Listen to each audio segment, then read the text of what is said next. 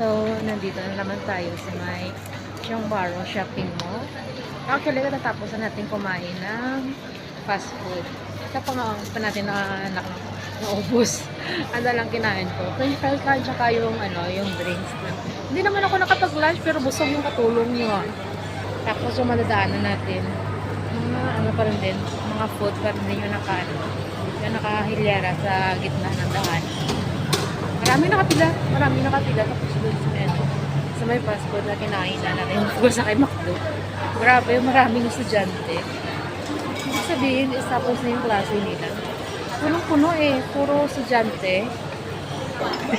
Yung bang nasa Singapore ka, tapos yung hinahanap mo isang bakery sa gitna doon. Wala ka talagang maisip na hindi mo pa nga naubos yung kinain, yung in-order mo sa fast food, tapos maghahanap ka na ng ibang pagkain, tapos pa yung hinahanap mo, yung sure na wala ba? Yung kwek-kwek or tempura. So, pasok tayo sa may supermarket, mga katulong. Alam niyo na yun, kapag dito tayo pumunta sa supermarket, isa lang yung kailangan kong bilhin dito. si manok para lilipad na yung katulong niya kasi parati na lang siya manok yun lang kasi yung hindi kasi ako masyadong mahilig sa fish or sa karne ng baboy or kumakain ako pero hindi unlike sa manok na always. So kulang na lang pakpak nito para lilipad na tayo. So nandito na naman tayo. Bibili na naman tayo ng lechon manok. Mga busy pa yung mga natitinda, mga katulong. Every section mayroong bumibili.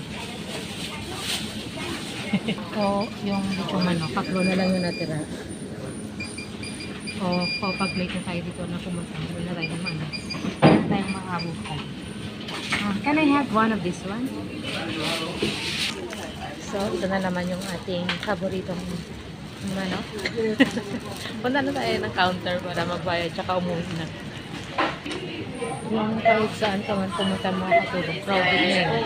Ano bang araw ngayon? Thursday pa lang naman So, okay na mga katulong. Tapos na tayo magbayad. So, pwede na tayo umuwi. Grabe talaga. As in, crowded mga katulong. Marami kasi mga pera yung mga tao dito. Araw-araw lumalabas para mag-shopping, kumain. Parang tayo lang dito yung pagpusa ba, jeep mga katulong. Sige na mga katulong, hanggang dito na lang muna ako.